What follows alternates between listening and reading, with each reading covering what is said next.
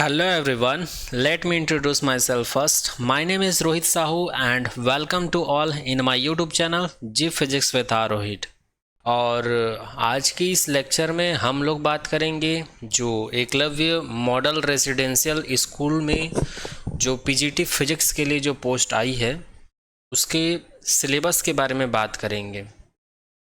तो यहाँ पर पीजीटी फिजिक्स में सिलेबस को 2 पार्ट में डिवाइड किया गया है, जिसमें से फर्स्ट है जनरल पेपर। जनरल पेपर जो है सभी सब्जेक्ट के लिए कॉमन रहेंगे और ये टीजीटी में भी रहेगा और आपके पीजीटी में भी रहेंगे, सारे सब्जेक्ट में जितना सब्जेक्ट में पोस्ट आई है। तो यहाँ पर जनरल पेपर का सिलेबस सबसे पहले डिस्कस करेंगे, उसके बाद हम लोग फिजिक्स का सिलेबस देखेंगे और यहाँ पर हम लोग सिलेबस को डिटेल में देखने वाले हैं।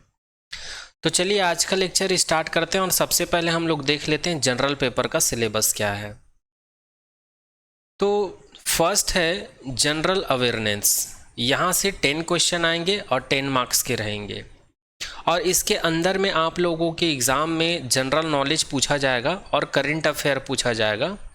और ये जो करंट अफेयर और जनरल नॉलेज जो है एजुकेशन फील्ड से रिलेटेड रहेगा, special emphasis in the field of education.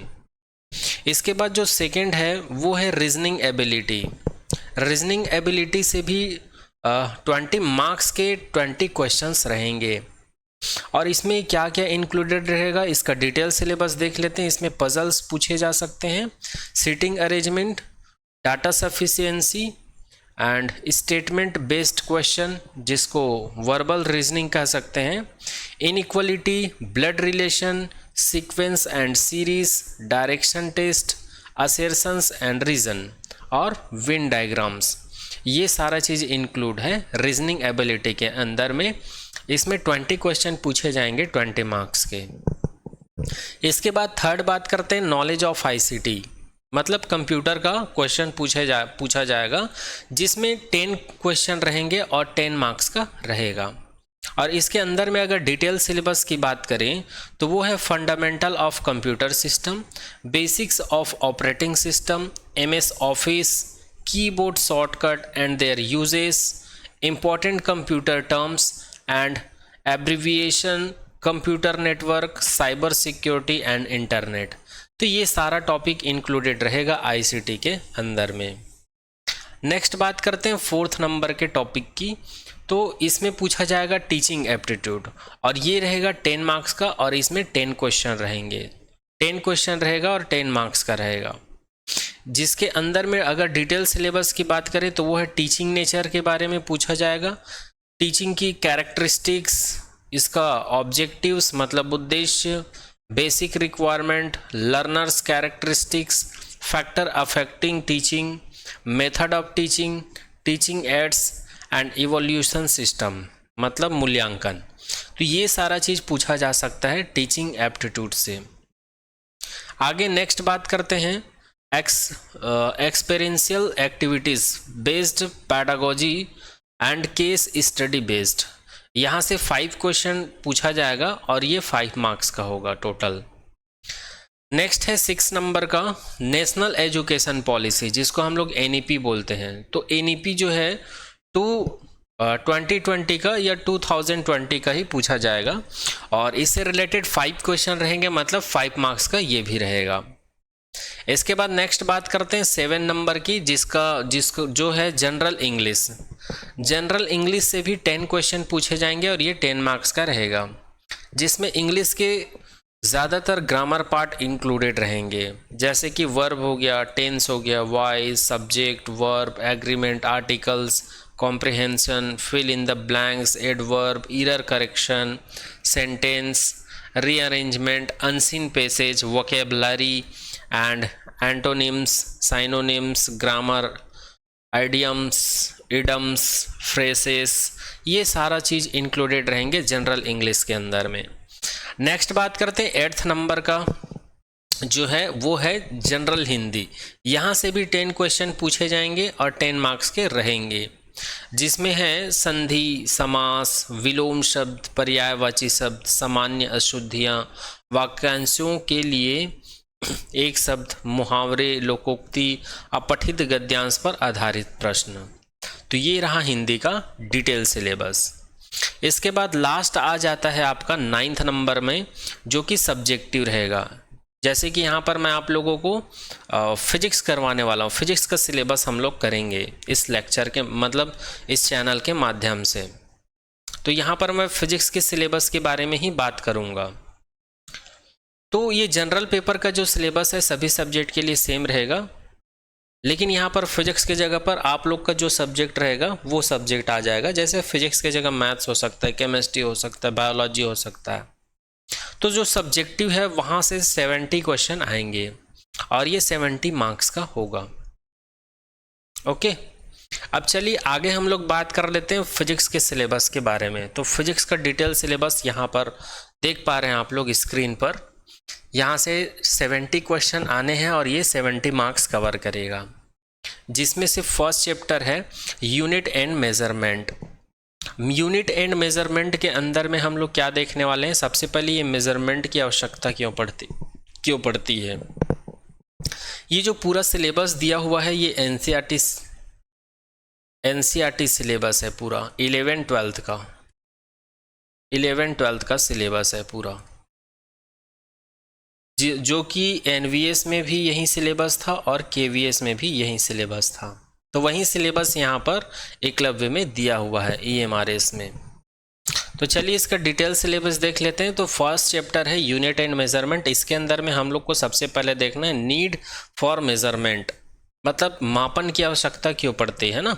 Unit of measurement, जो मापन की इकाई होती है वो क्या क्या होती है, यूनिट ऑफ मेजरमेंट क्या क्या होते हैं वो सारा चीज़ देखेंगे। सिस्टम ऑफ यूनिट्स देखेंगे, जैसे कि सीजीएस हो गया, एमकेएस हो गया, एफपीएस हो गया, और जो कि सबसे ज़्यादा फेमस है एसआई सिस्टम, इंटरनेशनल सिस्टम, ये सारा चीज़ देखेंगे। इसके बाद हम लोग देखेंगे फंडामेंटल एंड डिराइव्ड यूनिट। लेकिन फंडामेंटल एंड डिराइव्ड यूनिट से पहले आप लोग को fundamental quantities and derived quantities के बारे में पता होना चाहिए, तो उसको पहले देखेंगे हम लोग। इसके बाद बात करेंगे सिग्निफिकेंट फिगर के बारे में। अगर इस चैप्टर में सबसे ज़्यादा इम्पॉर्टेंट कहेंगे तो यही है, सिग्निफिकेंट फिगर से क्वेश्चन पूछा जाता है और डायमेंशनल एनालिसिस से क्वेश्चन पूछा जाता है, जो कि यहाँ पर दिया हुआ है dimension of physical quantity, dimensional analysis and its application. तो यहाँ से क्वेश्चन बनने के ज़्यादा चांसेस रहते हैं। तो इस पूरे चैप्टर में जो सबसे ज़्यादा इम्पॉर्टेंट है वो सिग्निफिकेंट फिगर है और डायमेंशनल एनालिसिस है। वैसे हम लोग पूरे चैप्टर को, पूरे टॉपिक को कवर करेंगे। पहले हम लोग इस चैप्टर से थ्योरी और कॉन्सेप्ट करेंगे, उसके बाद इस चैप्टर से जितने एग्ज़ाम के पॉइंट ऑफ व्यू से इम्पॉर्टेंट क्वेश्चन है उन सारा क्वेश्चन को हम लोग करेंगे। ओके, तो ये रहा ये फर्स्ट यूनिट का डिटेल सिलेबस। अब बात करते हैं next, motion in straight line. तो ये सेकेंड चैप्टर है और इसमें हम लोग पढ़ेंगे फ्रेम ऑफ रेफरेंस, मतलब निर्देश तंत्र। मोशन इन स्ट्रेट लाइन, रेखीय गति के बारे में जानेंगे। Elementary concept of differentiation and integration for describing motion. किसी भी बॉडी या ऑब्जेक्ट की मोशंस को डिफाइन करने के लिए हम लोग डिफरेंशिएशन का कैसे इस्तेमाल करते हैं और इंटीग्रेशन का इस्तेमाल कैसे करते हैं। तो इसका एलिमेंट्री कॉन्सेप्ट, मतलब इससे रिलेटेड कुछ कुछ जानकारी हम लोग प्राप्त करेंगे। वैसे ये उतना इम्पॉर्टेंट नहीं है। फिजिक्स में जो छोटा छोटा चीज़ है उसको सॉल्व करने के लिए, बॉडी के मोशन को डिफाइन करने के लिए इम्पॉर्टेंट है। बाकी उतना ज़्यादा डीप में पढ़ने की ज़रूरत नहीं है डिफरेंशिएशन और इंटीग्रेशन को। बस आपको ये मेथड आना चाहिए। कोई भी फंक्शन आपको दे दिया है तो उसका डिफरेंशिएशन आना चाहिए और कोई भी फंक्शन दिया है तो उसका इंटीग्रेशन करना आना चाहिए, उतना काफ़ी है। और इसके जो फॉर्मूलेस है वो याद होने चाहिए। वैसे भी आप लोग 11th-12th में ये सारा चीज़ कर चुके होंगे। नेक्स्ट बात करते हैं uniform and non uniform motions के बारे में, मतलब एक समान गति और असमान गति के बारे में हम लोग पढ़ेंगे। एंड इंस्टेंटेनियस वेलोसिटी, मतलब तात्क्षणिक वेग के बारे में पढ़ेंगे। यूनिफॉर्मली एक्सीलरेटेड मोशन, एक समान त्वरण के बारे में पढ़ेंगे।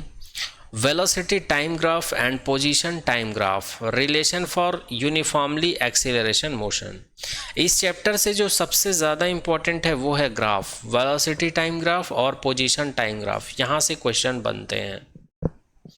और ये जो यूनिफॉर्म एक्सीलरेशन मोशन है यहाँ से भी क्वेश्चन बनने के चांसेस रहते हैं। तो ये टॉपिक है इम्पॉर्टेंट और यहाँ से भी ग्राफिकल क्वेश्चन बनता है यूनिफॉर्म मोशन से और नॉन यूनिफॉर्म मोशन से। तो मेरे हिसाब से इस चैप्टर में बस ये 3-4 टॉपिक है जो बहुत इंपॉर्टेंट है, जहाँ से क्वेश्चन बनने के चांसेस रहते हैं। चलिए आगे नेक्स्ट बात करते हैं चैप्टर 3 की, मोशन इन प्लेन। तो इसका डिटेल सिलेबस देख लेते हैं। स्केलर एंड वेक्टर क्वांटिटीज क्या होता है ये देखेंगे।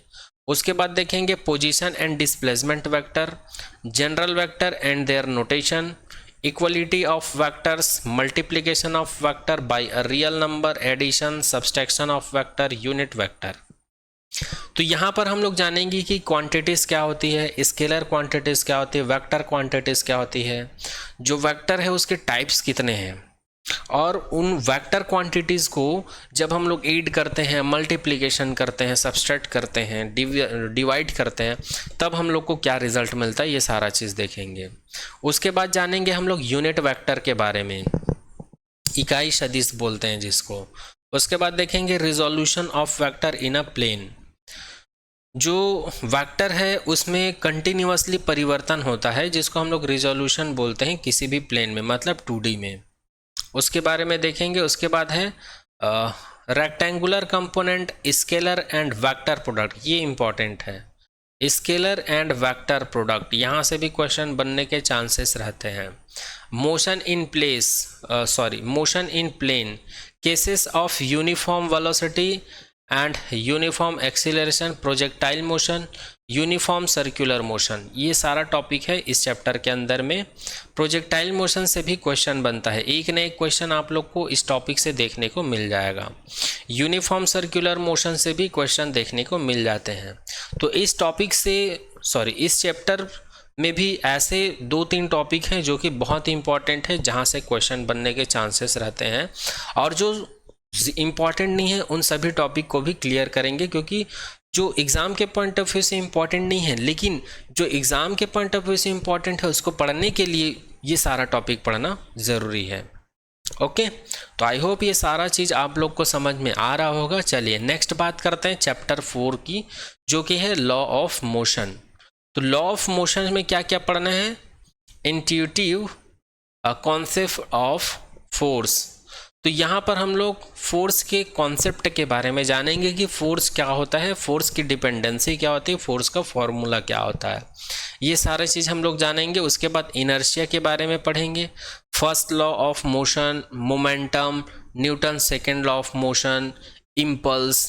इम्पल्स एक प्रकार का फोर्स ही होता है जो बहुत शॉर्ट टाइम के लिए लगता है किसी बॉडी के ऊपर।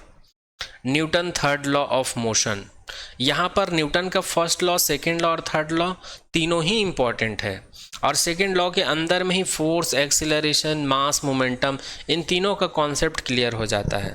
तो यहाँ पर Newton first law, second law और थर्ड लॉ ये बहुत ही इंपॉर्टेंट है, यहाँ से भी क्वेश्चन बनने के चांसेस रहते। तीनों लॉ में से एक लॉ में क्वेश्चन आ ही जाता है। इसके बाद नेक्स्ट बात करते हैं law of conservation of linear momentum and its application. तो यहाँ से एप्लीकेशन, जो कंजर्वेशन ऑफ लीनियर मोमेंटम का एप्लीकेशन है, यहाँ से क्वेश्चन देखने को मिल जाता है। नेक्स्ट बात करते हैं equilibrium of concurrent force, static and kinetic friction से भी क्वेश्चन बनते हैं। इसमें जब हम लोग थ्योरी क्लास करेंगे तो इसमें जो फॉर्मूला डिराइव करेंगे वो सारा फॉर्मूला आप लोग को याद रखना पड़ेगा। अच्छा, एक चीज़ और बता दूं, ये जो फिजिक्स का डिटेल सिलेबस है इसमें जितना भी टॉपिक आप लोग देख रहे हैं, यहाँ पर हम लोग किसी भी टॉपिक का डेरिवेशन नहीं करेंगे, डायरेक्ट फॉर्मूला देखेंगे और प्रॉब्लम सॉल्व करेंगे, क्योंकि ये कंपटीशन एग्जाम है, इसमें हम लोग को डेरिवेशन नहीं करना है। इसमें डायरेक्ट फॉर्मूला लगा के जो क्वेश्चन देंगे उसको कॉन्सेप्ट के थ्रू हम लोग को सॉल्व करना है। आगे बात करते हैं law of friction, rolling friction, lubrication, dynamics of uniform circular motion, centripetal force, example of circular motion, vehicle on a level circular road, vehicle on a banked road. मतलब जो रोड जो है बेंड रहता है ना, टेढ़ा रहता है, उसमें अगर हम लोग किसी साइकिल को चलाते हैं तो उसके लिए हम लोग को नॉर्मल रिएक्शन क्या मिलेगा, उसका एक्सप्रेशन इसमें फाइंड करते हैं। तो ये रहा लॉ ऑफ मोशंस का डिटेल सिलेबस। यहाँ पर सेंट्रीपिटल फोर्स भी इम्पॉर्टेंट है, यहाँ से भी क्वेश्चन देखने को मिल जाते हैं। वैसे हम लोग सारा टॉपिक कवर करने वाले हैं। चलिए आगे बात करते हैं चैप्टर 5 की। तो चैप्टर 5 है वर्क, एनर्जी एंड पावर। तो इसका डिटेल सिलेबस देख लेते हैं। इसमें हम लोग को work done by a constant force, अगर किसी बॉडी के ऊपर हम लोग कांस्टेंट फोर्स लगाते हैं तो उसके लिए वर्क डन क्या होगा ये देखेंगे। वेरिएबल फोर्स क्या होता है, कांस्टेंट फोर्स क्या होता है ये भी देखेंगे।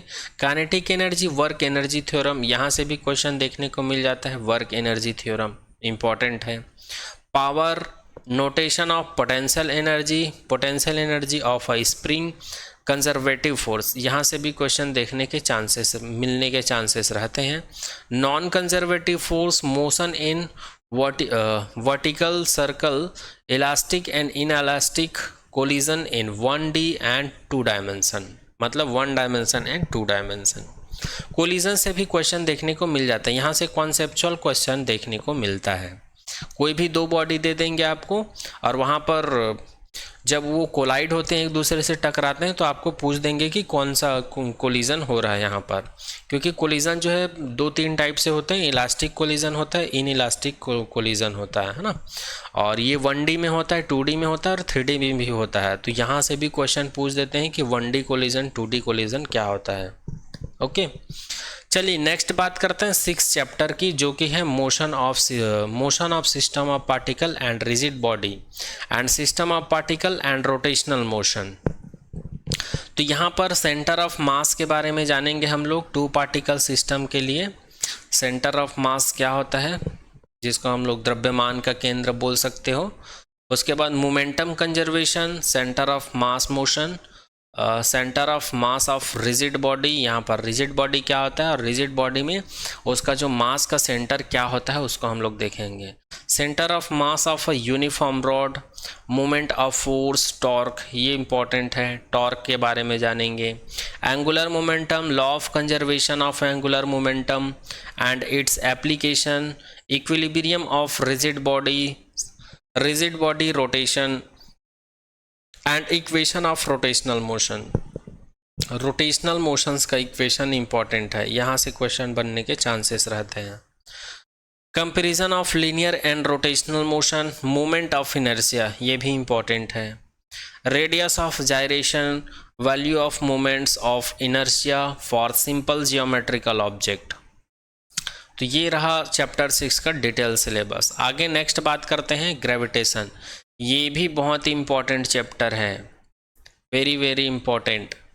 यहाँ से भी क्वेश्चन देखने को मिलता है। फर्स्ट ही टॉपिक बहुत ही इंपॉर्टेंट है। Kepler's law of planetary motion, universal law of gravitation, acceleration due to gravity and its variation with altitude and depth. Altitude, depth का मतलब यह है, डेप्थ मतलब जो अर्थ है उसकी गहराई में जाने पर, एल्टीट्यूड मतलब हाइट में जाने पर ग्रेविटी के ऊपर क्या इफेक्ट पड़ता है, घटता है कि बढ़ता है, यहाँ से डायरेक्टली क्वेश्चन पूछा जाता है।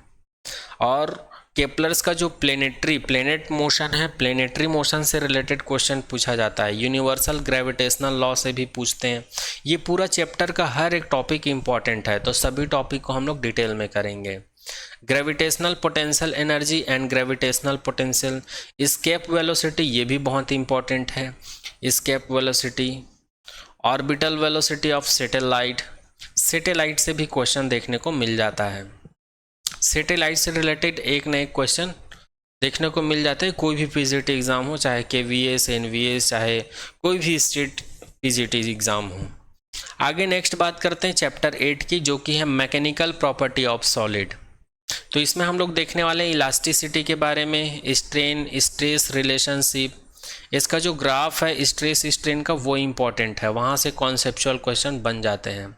उसके बाद है Hooke's law, young modulus, bulk modulus, share modulus of rigidity, Poisson ratio, elastic energy. तो यहाँ पर यंग मॉडुलस जो है इम्पॉर्टेंट है। चलिए आगे बात करते हैं 9th नंबर का, जो 9th चैप्टर है mechanical properties of fluid. Fluids के बारे में जानते हैं।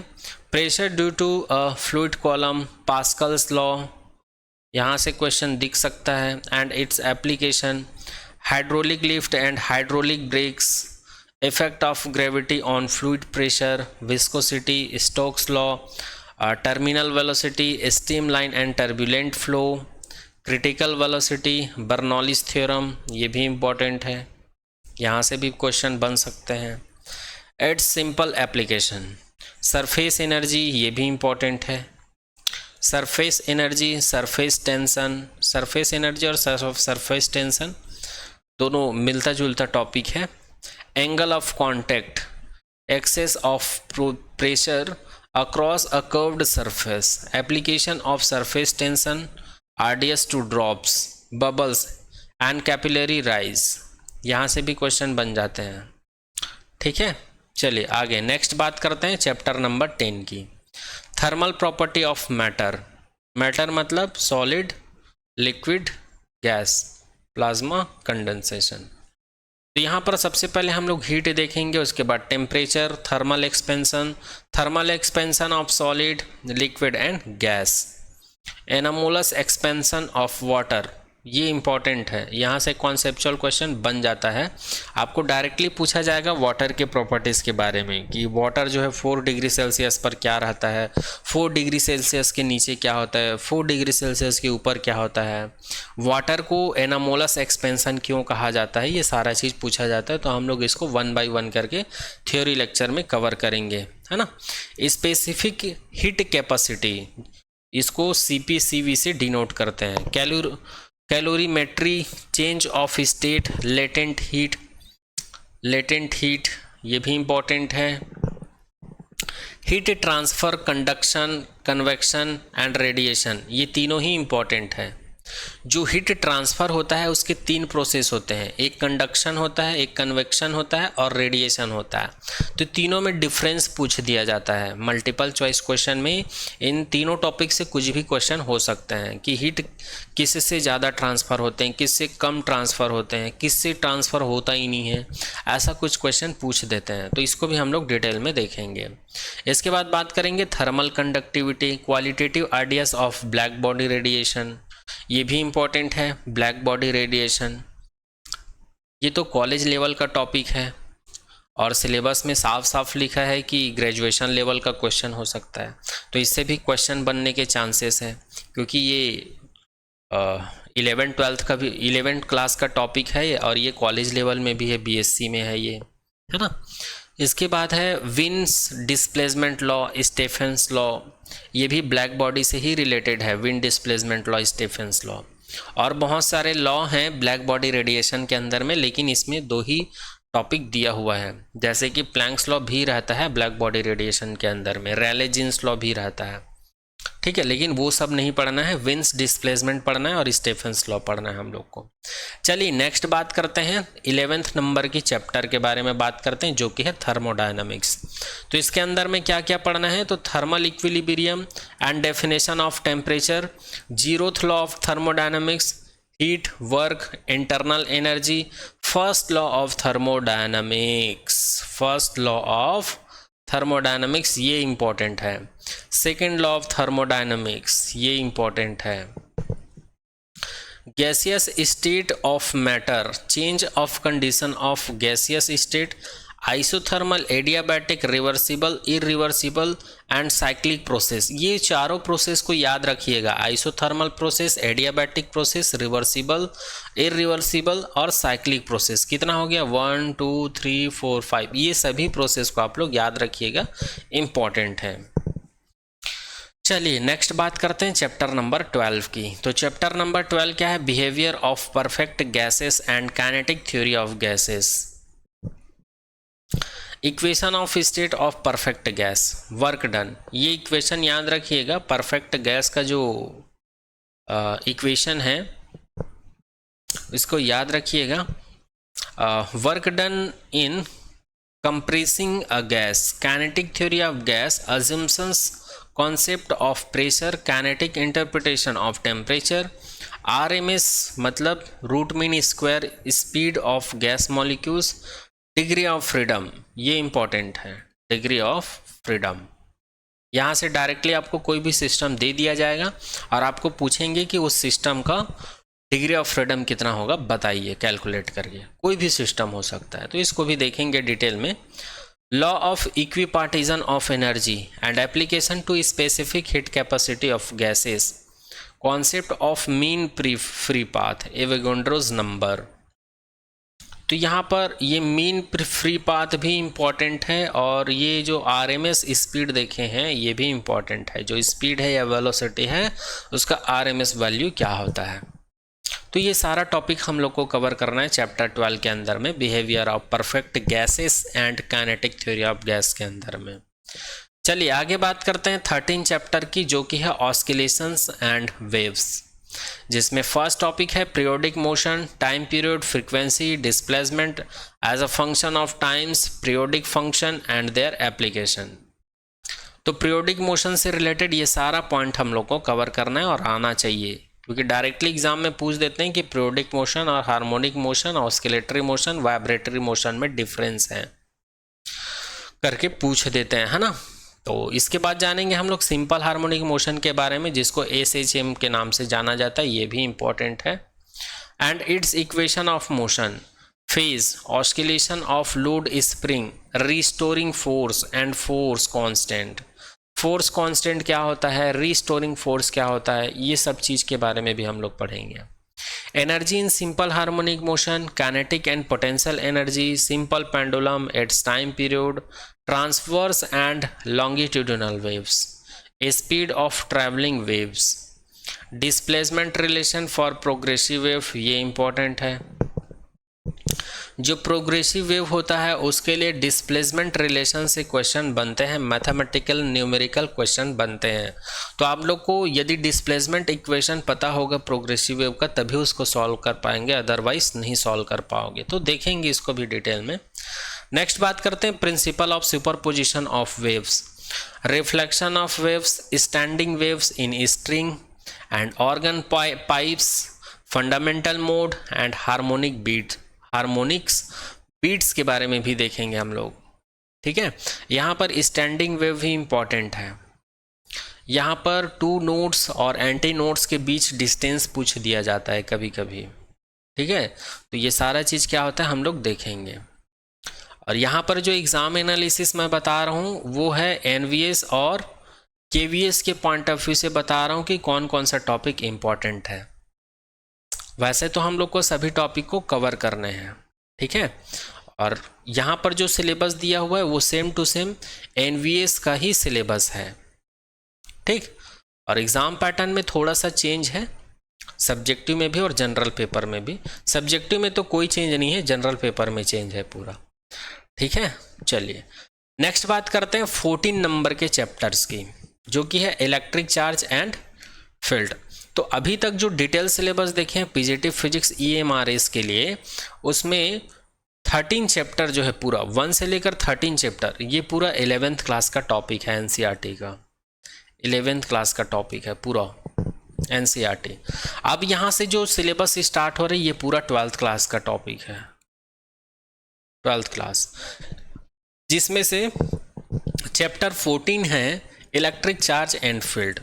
इसमें हम लोग जानेंगे कि ये इलेक्ट्रिक चार्ज एक्चुअल में क्या होता है, कंजर्वेशन ऑफ चार्ज क्या होते हैं, Coulomb's law of force between two point charge, coulomb force क्या होता है कोई भी दो चार्ज के बीच में, forces between multiple charges, superposition principle, continuous charge distribution, electric field due two point charge, electric field line, electric dipole, electric field due to dipole, torque on a dipole in uniform electric field, electric flux, statement of Gauss theorem, Gauss theorem से question बन जाता है, and its application, find field due to infinitely long straight wire, ये इसका application है Gauss theorem का। एक infinite wire दे दिया जाता है और उसके लिए हम लोग को इलेक्ट्रिक फील्ड का वैल्यू निकालना रहता है गॉस लॉ का यूज़ करके। गॉस लॉ बोलने का मतलब है Gauss theorem. Uniformly charge infinite plane sheet, ये भी इम्पॉर्टेंट है, प्लेन शीट, यहाँ से भी क्वेश्चन बनते हैं। ये भी गॉस थ्योरम का या गॉस लॉ का एप्लीकेशन है, जिसमें हमको एक इनफाइनाइट प्लेन शीट दे दिया जाता है और प्लेन शीट से r डिस्टेंस पर किसी पॉइंट P पर हम लोग को इलेक्ट्रिक फील्ड का वैल्यू निकालना रहता है। तो यहाँ से भी डायरेक्ट क्वेश्चन पूछ दिया जाता है, फार्मूला को भी पूछ देते हैं या फार्मूला से रिलेटेड कुछ न्यूमेरिकल क्वेश्चन पूछ देते हैं। नेक्स्ट है uniformly charge thin spherical shell field inside and outside. Spherical shell दे दिया जाता है और उस सेल के बाहर, अंदर और सरफेस, तीन केस में हम लोग को इलेक्ट्रिक फील्ड निकालना रहता है गॉस थ्योरम के हेल्प से। तो ये सारा टॉपिक इम्पॉर्टेंट है। और एक चीज़ और इम्पॉर्टेंट है, यहाँ पर मल्टीपल चार्जेस, यहाँ पर लिखा हुआ है मल्टीपल चार्जेस के लिए फोर्स। तो बहुत सारे चार्जेस का एक सिस्टम दे दिया जाता है और वो ट्रायंगल शेप में हो सकता है, रेक्टेंगुलर शेप में हो सकता है, और यहाँ पर चार्ज रखा हुआ रहता है और आपको यहाँ पर किसी भी पॉइंट पर आपको इलेक्ट्रिक फोर्स का वैल्यू निकालना रहता है या फिर इलेक्ट्रिक फील्ड का वैल्यू निकालना रहता है। तो किसी भी टाइप का क्वेश्चन पूछ सकते हैं। तो इस चैप्टर से अकॉर्डिंग टू मी ये इम्पॉर्टेंट है और ये इम्पॉर्टेंट है और ये इम्पॉर्टेंट है। वैसे तो सारा टॉपिक हम लोग कोशिश करेंगे कवर करने की। चलिए चैप्टर 15 की बात करते हैं, जो कि है इलेक्ट्रोस्टैटिक पोटेंशियल एंड कैपेसिटेंस। इसमें हम लोग जानेंगे कि ये इलेक्ट्रिक पोटेंशियल का मतलब क्या होता है, इलेक्ट्रिक पोटेंशियल डिफरेंस क्या होता है, electric potential due two point charge देखेंगे, और dipole and system of charge देखेंगे, इक्विपोटेंशियल सरफेस, ये इंपॉर्टेंट है, यहाँ से भी कॉन्सेप्चुअल क्वेश्चन बन सकते हैं। Equipotential surface, electrical potential energy of a system of 2 point charges end of electric dipole in electrostatic field. इसके बाद देखेंगे conductor, insulator, free charges and bound charges inside the conductor. ये इंपॉर्टेंट है, आपको पूछ देंगे कि लिक्विड है उसमें बाउंड चार्ज कौन कौन से हैं, जो सॉलिड होते हैं जैसे कि कंडक्टर उसमें फ्री चार्ज क्या होते हैं, इंसुलेटर जो होता है उसमें बाउंड चार्ज और फ्री चार्ज कौन होते हैं, ऐसा पूछ देते हैं। इसके बाद है डाइलेक्ट्रिक एंड इलेक्ट्रिक पोलराइजेशन से रिलेटेड क्वेश्चन आ सकता है। इसके बाद देखेंगे capacitor and capacitance, combination of capacitor in series, ये भी इम्पोर्टेंट है। जो कैपेसिटर है ना उसको कनेक्ट कर देते हैं, तो 2 फॉर्म में कनेक्ट होता है ये, एक तो सीरीज में होता है और एक पैरेलल में। तो इन दोनों ही सिचुएशंस में डायरेक्ट फार्मूला भी पूछ सकते हैं और इससे रिलेटेड न्यूमेरिकल क्वेश्चन भी पूछ सकते हैं कि कोई भी कैपेसिटर है, 2 या 2 से अधिक कैपेसिटर, और उसका वैल्यू रहेगा फेराड या माइक्रोफेराड में, तो उनको सीरीज में जोड़ने पर इफेक्टिव कैपेसिटेंस का वैल्यू क्या होगा, ऐसा कुछ क्वेश्चन पूछा जाता है। ठीक है, इसके बाद बात करेंगे capacitance of parallel plate capacitor, ये भी बहुत इंपॉर्टेंट है, यहाँ से भी डायरेक्टली क्वेश्चन बनता है कि जो पैरेलल प्लेट कैपेसिटर है तो उस प्लेट के बीच में अगर हम लोग किसी डाइलेक्ट्रिक को इंसर्ट कर दें तब उसका कैपेसिटेंस पर क्या इफेक्ट पड़ेगा, इंक्रीज होगा, डिक्रीज होगा, इंक्रीज होगा, ऐसा पूछते हैं। या फिर उस डाइलेक्ट्रिक के जगह पर अगर हम लोग किसी मेटल को इंसर्ट करवा दें तब वहाँ पर कैपेसिटेंस का वैल्यू क्या होता है, ऐसा भी पूछ देते हैं। तो इस पॉइंट ऑफ व्यू से ये भी बहुत इंपॉर्टेंट टॉपिक है, capacitance of parallel plate capacitor. तो हम लोग सभी केस को कोशिश करेंगे कवर करने की। ये लिखा भी है यहाँ पर, अभी जो बोल रहा था उसको लिखा भी है। यहाँ पर कैपेसिटेंस देखेंगे पैरेलल प्लेट कैपेसिटर के लिए with and without dielectric medium. यहाँ पर डाइलेक्ट्रिक मीडियम की जगह पर आपको फ्री स्पेस भी दे देंगे या फिर कोई किसी भी मेटल को इंसर्ट करने पर भी दे देंगे, है ना। Medium between the plates, energy stored, ये भी बहुत इंपॉर्टेंट है, यहाँ से भी क्वेश्चन बनते हैं। एनर्जी स्टोर्ड इन कैपेसिटर, इसका फॉर्मूला होता है, जहाँ तक आप लोग को याद होगा, ये 1/2 CV², ऐसा कुछ फॉर्मूला रहता है कैपेसिटर में जो स्टोर्ड एनर्जी है। तो यहाँ से भी क्वेश्चन बन सकता है। तो ये सारा टॉपिक हम लोग डिटेल में देखेंगे। चलिए आगे बात करते हैं 16 चैप्टर के बारे में, जो कि है करंट इलेक्ट्रिसिटी। तो इसमें हम लोग सबसे पहले देखेंगे करंट, इलेक्ट्रिक करंट क्या होता है, flow of electric charges in metallic conductor. जो मेटेलिक कंडक्टर होता है उसमें इलेक्ट्रिक चार्जेस जो है कैसे फ्लो करते हैं। ड्रिफ्ट वेलोसिटी क्या होता है, ये बहुत इंपॉर्टेंट है। ड्रिफ्ट वेलोसिटी हो गया, मोबिलिटी हो गया, और इन दोनों के बीच रिलेशन क्या होता है, ड्रिफ्ट वेलोसिटी और मोबिलिटी के बीच रिलेशन देखेंगे। मोबिलिटी को म्यू से डिनोट करते हैं और ड्रिफ्ट वेलोसिटी को VD से रिप्रेजेंट करते हैं विथ इलेक्ट्रिक करंट। उसके बाद देखेंगे Ohm's law, VI characteristics. Ohm's law भी इंपॉर्टेंट है, कभी कभी बेसिक बहुत डीप क्वेश्चन पूछ दिया जाता है। इसके कैरेक्टरिस्टिक्स से, वोल्टेज और करंट कैरेक्टरिस्टिक्स से रिलेटेड, और ग्राफ से ही रिलेटेड ज़्यादा क्वेश्चन आता है। और यहाँ पर ग्राफ देखेंगे हम लोग, linear, non linear. Electrical energy and power, electrical resistivity and conductivity. हाँ, रेजिस्टिविटी से भी क्वेश्चन बन जाता है कि रेजिस्टिविटी की डिपेंडेंसी बताइए। अगर किसी भी मेटल की लेंथ या एरिया को हम लोग इंक्रीज डिक्रीज कर दें तो रेजिस्टिविटी के ऊपर क्या डिफेक्ट पड़ेगा, और यदि रेजिस्टिविटी डिक्रीज होता है तो रेजिस्टेंस के ऊपर क्या इफेक्ट पड़ेगा। ऐसा घुमा फिरा के क्वेश्चन पूछ देते हैं। तो इसमें हम लोग जानेंगे रेजिस्टिविटी और कंडक्टिविटी के बारे में। ओके, इसके बाद देखेंगे टेम्परेचर डिपेंडेंस ऑफ रेजिस्टेंस। जो रेजिस्टेंस होता है किसी भी कंडक्टर या मटेरियल का, वो टेम्परेचर के ऊपर कैसे डिपेंड करता है उसको देखेंगे। ठीक है, आगे देखते हैं internal resistance of cell, potential difference and EMF of cell. EMF electromotive force, जिसको हिंदी में बोला जाता है विद्युत वाहक बल। इसके बाद है combination of cell in series and parallel, Kirchhoff rules, ये इंपॉर्टेंट है। किरचॉफ्स के दोनों रूल इंपॉर्टेंट है, एक होता है करंट वोल्टेज लॉ और एक होता है किरचॉफ वोल्टेज लॉ, और एक होता है किरचॉफ करंट लॉ।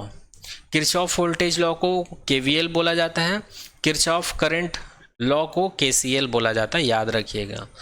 तो इस चैप्टर का लास्ट टॉपिक है व्हीटस्टोन ब्रिज, ये भी इंपॉर्टेंट है।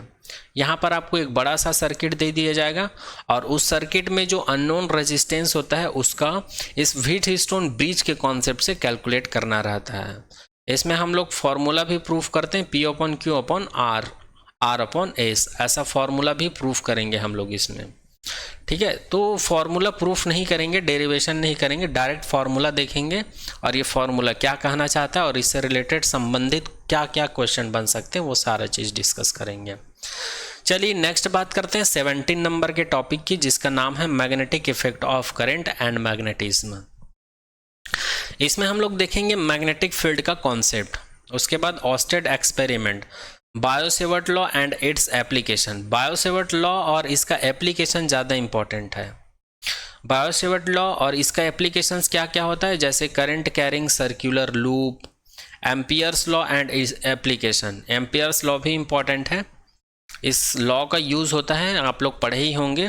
जो मैग्नेटिक फील्ड है उसका जो लीनियर इंटीग्रेशन है वो हमेशा करंट के और जो परमिबिलिटी होती है म्यू ज़ीरो उसके इक्वल होती है। ठीक, उस फॉर्मूला का क्या यूज़ है उसको देखेंगे इस टॉपिक में। उसी को लिखा हुआ its application to infinitely long straight wire. Straight solenoid force on a moving charges in uniform magnetic and electric field, force on a current carrying conductor in uniform magnetic field, force between two parallel current carrying conductor। ये important हो सकता है, यहाँ से भी chances रहते हैं। Force between two parallel, दो कंडक्टर देते हैं, जैसे कि दो वायर है, दोनों को पास में रख देते हैं, एक में करंट फ्लो हो रहा है और एक में नहीं हो रहा है, तो जो करंट फ्लो हो रहा है उसकी वजह से जो नहीं फ्लो हो रहा है उस पर क्या इफेक्ट पड़ेगा, और इसमें जो मैग्नेटिक फील्ड प्रोड्यूस होगा उसका डायरेक्शन क्या होगा, इनवर्ड होगा कि आउटवर्ड होगा, कि मैग्नेटिक फील्ड ही प्रोड्यूस नहीं होगा। इस टाइप का क्वेश्चन पूछते हैं इस टॉपिक से।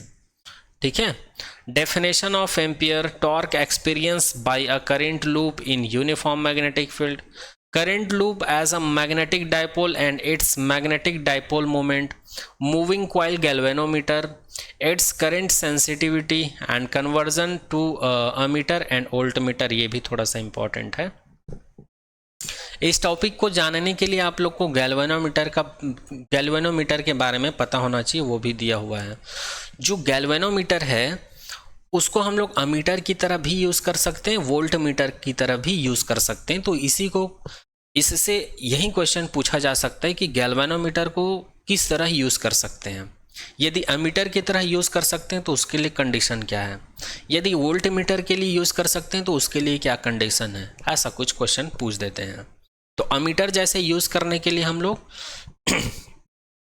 सीरीज में एक रजिस्टर कनेक्ट कर देते हैं, और वोल्ट मीटर की तरह यूज़ करने के लिए उसके गैल्वेनोमीटर के पैरेलल एक रेजिस्टेंस जोड़ देते हैं, जिसको शंट रजिस्टर कहा जाता है। ठीक है, ये सारा चीज़ हम लोग देखेंगे। नेक्स्ट बात करते हैं 18 नंबर के टॉपिक्स की, जो कि है मैग्नेटिज्म एंड मैटर।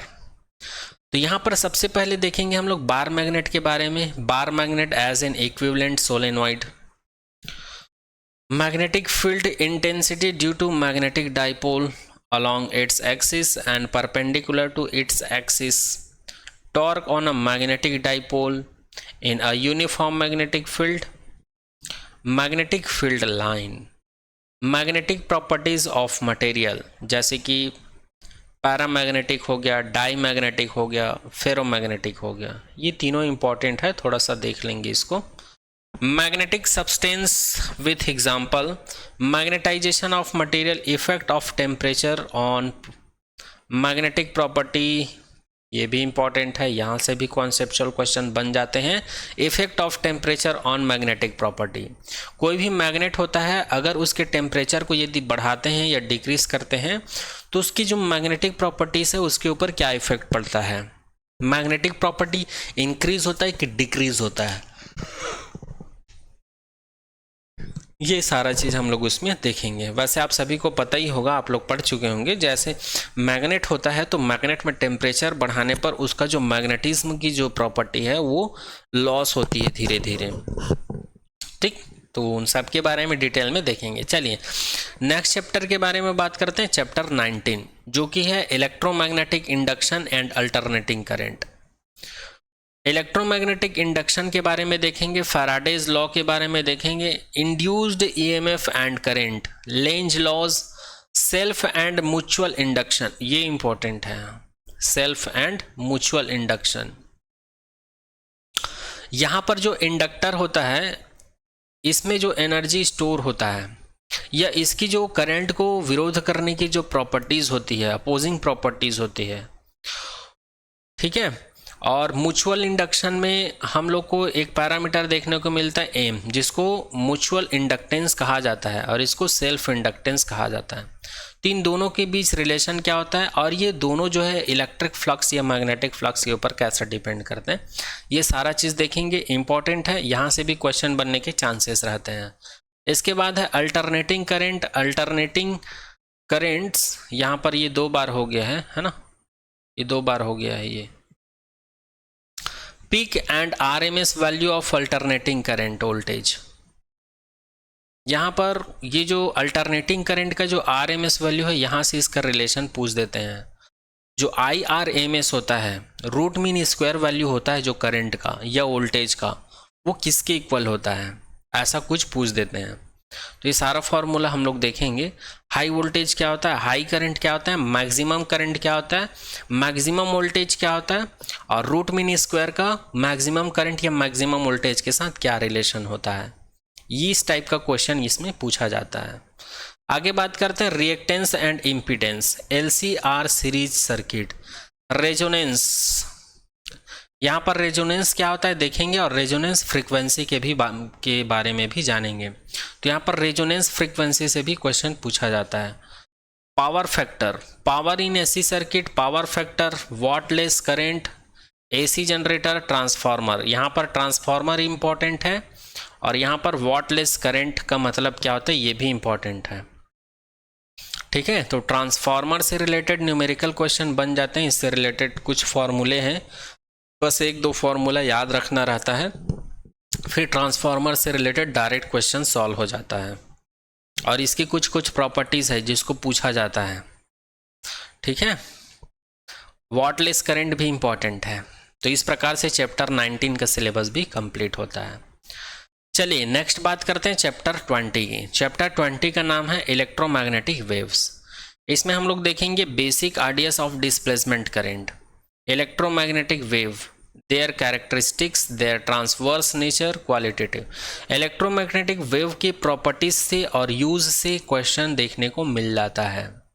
यूज बोल सकते हो या एप्लीकेशन बोल सकते हो इसी को, यूज और एप्लीकेशन। और इसकी जो प्रॉपर्टीज होती है, इसकी जो प्रॉपर्टीज होती है, ये तीनों में से ये दोनों में से कुछ ना कुछ क्वेश्चन देखने को मिल जाता है प्रॉपर्टी और एप्लीकेशन में से इलेक्ट्रोमैग्नेटिक वेव का।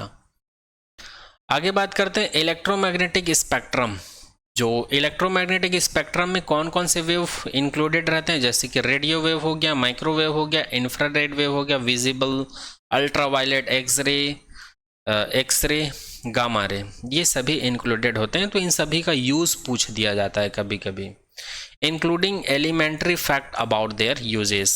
ठीक है, तो इस चैप्टर से बस इतना ही इंपॉर्टेंट है। चलिए नेक्स्ट बात करते हैं चैप्टर 21 की। तो चैप्टर 21 है ray optics and optical instruments, ray optics.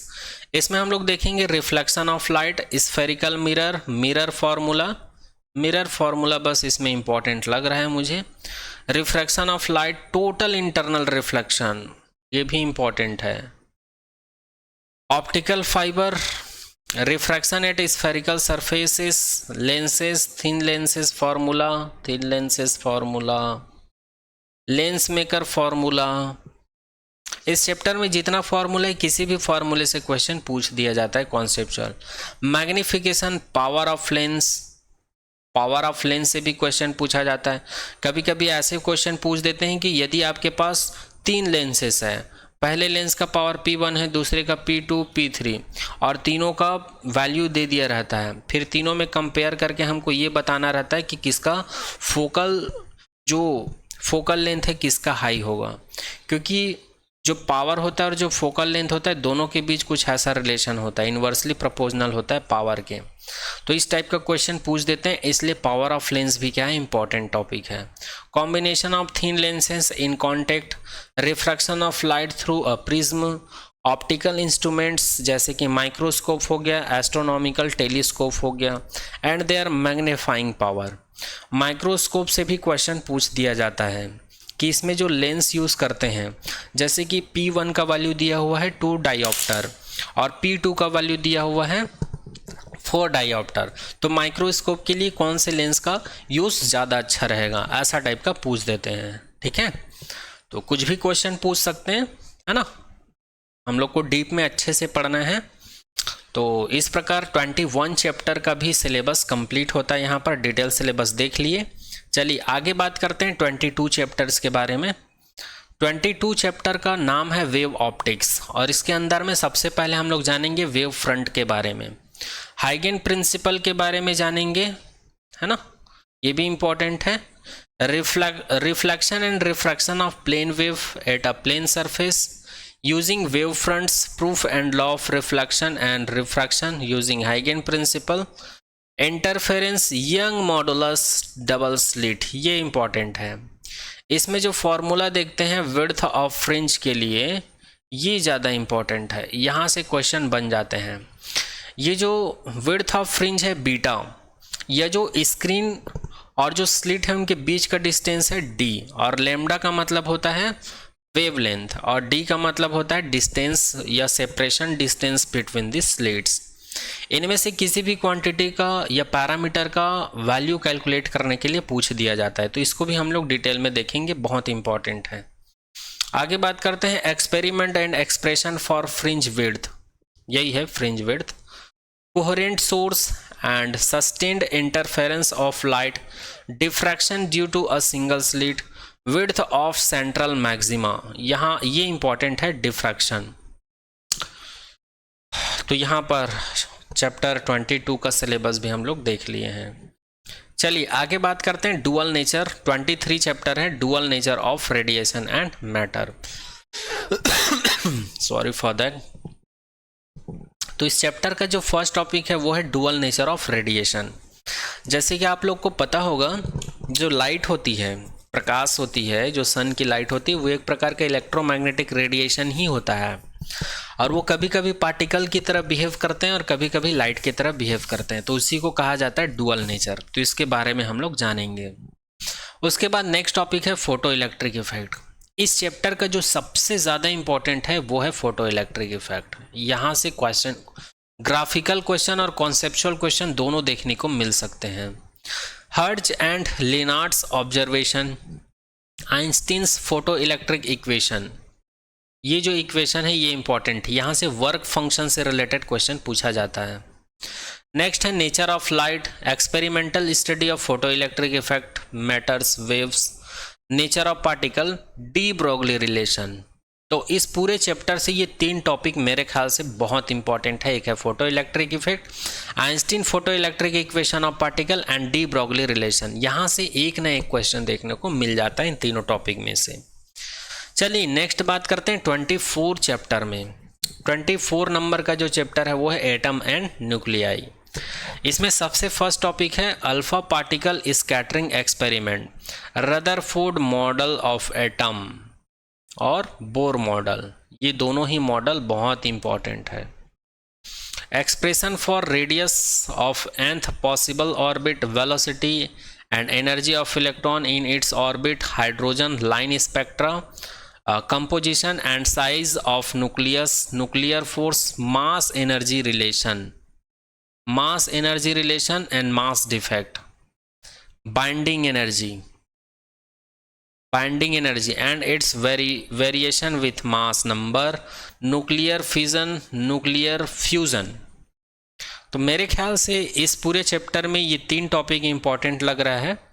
Rutherford model उतना इंपॉर्टेंट नहीं है, ये बोर मॉडल इंपॉर्टेंट है। Mass energy relation, mass defect, binding energy, इन तीनों में से किसी एक में से क्वेश्चन देखने को मिल ही जाता है। ठीक है, तो ये यहाँ पर 24 चैप्टर का भी डिटेल सिलेबस देख लिए हैं। अब चलिए लास्ट चैप्टर के बारे में बात करते हैं, जो कि 25 नंबर का चैप्टर है, जो कि सेमीकंडक्टर इलेक्ट्रॉनिक डिवाइस। ठीक है, तो सबसे पहला टॉपिक है, फर्स्ट टॉपिक है इस चैप्टर का, वो है energy band in conductor, semiconductor and insulator. तो ये एनर्जी बैंड का कॉन्सेप्ट इंपॉर्टेंट है। यहाँ से आप लोग को डायरेक्टली क्वेश्चन पूछ देते हैं कि कंडक्टर और इंसुलेटर और सेमीकंडक्टर का जो एनर्जी बैंड है वो क्या होता है, और इंसुलेटर, सेमीकंडक्टर का और कंडक्टर का जो एनर्जी बैंड का या फर्मी एनर्जी बैंड गैप का जो वैल्यू होता है वो होता है करके रिस्पेक्टिवली पूछ लेते हैं आपको तीनों का। ठीक है, तो इसको भी हम लोग डिटेल में देखेंगे कि एनर्जी बैंड का वैल्यू क्या होता है। वैसे कंडक्टर का सबसे कम होता है, उसके बाद सेमीकंडक्टर का होता है, उसके बाद लास्ट में सबसे ज़्यादा जो एनर्जी बैंड का वैल्यू होता है वो इंसुलेटर का ही होता है। ठीक है, तो इसको डिटेल में देखेंगे, है ना। इसके बाद है इंट्रिंसिक एंड एक्सट्रिंसिक सेमीकंडक्टर, जैसे कि पी टाइप हो गया, एन टाइप हो गया। यहाँ से भी क्वेश्चन बन जाते हैं एन टाइप और पी टाइप के जो सेमीकंडक्टर होते हैं, इसकी प्रॉपर्टीज़ के बारे में, ये इससे अंदर डीप क्वेश्चन पूछ दिया जाता है। इसके बाद देखेंगे P N junction semiconductor diode, V I characteristics, ये भी इंपॉर्टेंट है। V I characteristic forward bias के लिए भी, रिवर्स बायस के लिए भी। इसके बाद देखेंगे application of junction diode, diode as a rectifier. Rectifier से भी क्वेश्चन पूछ देते हैं कि रेक्टिफायर का क्या यूज़ होता है। वैसे तो ये एसी करंट को डीसी करंट में कन्वर्ट करता है, उसके अलावा इसका और क्या यूज़ है, इसमें कितने डायोड का यूज़ करते हैं, इसमें कौन कौन से कंपोनेंट का यूज़ करते हैं, एक डायोड यूज़ करने पर क्या होता है, 2 डायोड यूज़ करने पर क्या होता है, मतलब कुछ भी क्वेश्चन बन सकता है। तो इस पॉइंट ऑफ व्यू से रेक्टिफायर भी इंपॉर्टेंट है। तो इस चैप्टर से energy band, rectifier, V I characteristics और P type N type semiconductor, ये मुझे इंपॉर्टेंट लग रहा है। तो यहाँ पर पीजीटी फिजिक्स के लिए हम लोग जनरल पेपर का सिलेबस देख लिए हैं और फिजिक्स का भी डिटेल सिलेबस देख लिए हैं। तो आई होप ये सारा सिलेबस आप लोग को समझ में आया होगा।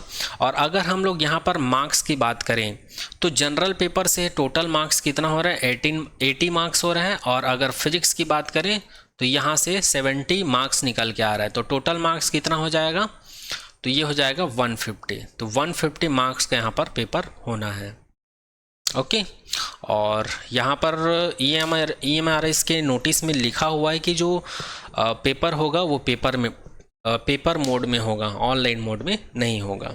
ओके, और माइनस मार्किंग की अगर बात करें तो यहाँ पर 1/4 रखा गया है।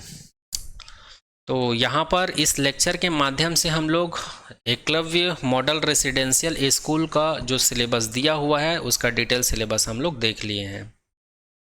तो आई होप आज का ये लेक्चर आप सभी को पसंद आया होगा। तो आज के लेक्चर में यहीं तक। आने वाले नेक्स्ट लेक्चर में हम लोग मिलते हैं फर्स्ट चैप्टर के साथ। फिजिक्स का जो फर्स्ट चैप्टर है यूनिट एंड मेजरमेंट है, उस चैप्टर के साथ मिलेंगे और उसमें हम लोग थ्योरी और कुछ इम्पॉर्टेंट क्वेश्चन करेंगे जो कि एग्ज़ाम के पॉइंट ऑफ व्यू से इम्पॉर्टेंट रहेंगे। ओके, तो आज के लेक्चर में यहीं तक। Thank you so much to all.